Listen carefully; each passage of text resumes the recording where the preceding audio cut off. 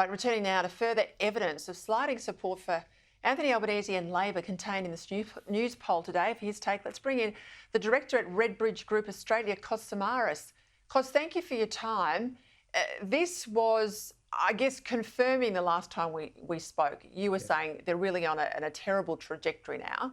It's sort of like the plane's in a nosedive and there's that battle of political will to try and avert the crash.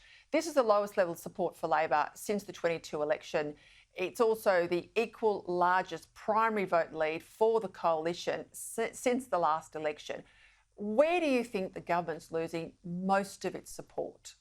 Oh, absolutely in the outer suburbs regions of this country. It's where the economic crisis is hitting the hardest. It's where we see people relying on food banks. It's where we see people who have eaten into their savings and now accruing credit card debt just to survive. It comes up in our research all the time. And this is where, unsurprisingly, with the Labor Party is actually losing altitude very fast. And Kos, are these in sort of dead red Labor seats where it might go from, say, a 25% seat to a 15% seat, but it'll still stay in Labor's column? Or are these the seats that actually make and break government? Actually, a bit of both. So there will be seats that make or break a government. So seats like Aston in Melbourne, Dunkley in Melbourne, regional electorates like Robertson, Gilmore in New South Wales, Patterson in New South Wales, Hunter, Bullwinkle, the new seat in Western Australia, which has got a bit of peri-urban sort of regional part of that state in it, which is on the outskirts of Perth. These electorates, they're the ones we're seeing in our research are moving away from Labor significantly. And then, of course, there are seats which, they hold that are safe, which, would describe as part of their red wall, that are also on the decline. Now, these electorates, although you could call them safe, particularly Melbourne's outer western suburbs, are probably the ones in line for the biggest swings against them. We're talking about a group of people, communities out there that got hit really hard in the lockdowns. So economically, their economic situation was almost destroyed. Then an affordability crisis comes along and hits them again.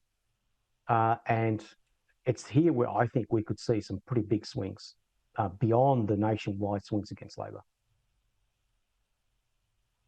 So when governments get into trouble, political parties get into trouble, I mean, you and I observe them closely, you can see them trying to do things differently, as I said, to lift the nose of the plane, to turn things around.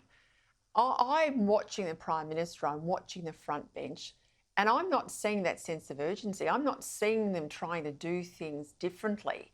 You know Labor better than me. I mean, what's your observation? Yeah, I'm struggling to work out what the strategy is.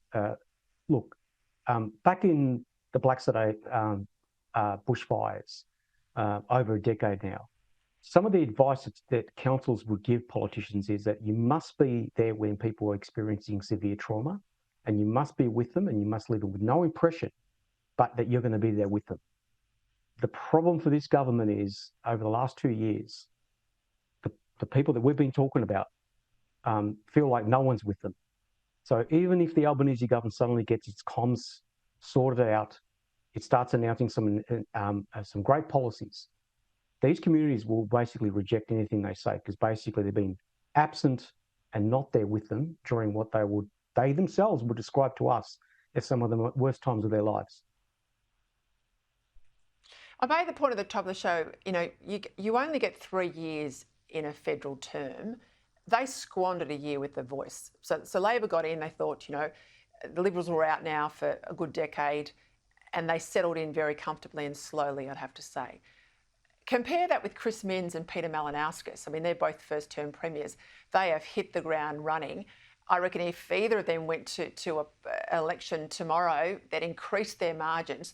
So what are they doing right that federal Labor's not doing? I think you've just summed it up. Basically, you could argue that in the most critical part of that 3-year term, they spent a lot of political capital on the referendum. By the time they turned to the economy, it was almost too late for a lot of Australians. By that time, many of them were heading towards the sort of financial hardship that now we are looking at. you contrast that with the state Labor governments that you just mentioned, and yes, as soon as they got elected, they hit the ground running. And when you speak to these teams, you get a sense of urgency about them too. It's not just about, this is what we've got to do to win an election. It's just that if I can't fix this housing problem, it's not just we as a political party are going to be in trouble. People are going to be homeless. And so that urgency comes across to the electorate as being empathetic. Even if you can't fix it, if you're trying to fix it, they're going to give you a tick for it. That doesn't exist in Canberra at the moment, or has for the last 2 years. Not wrong, Cos. Thank you for your analysis.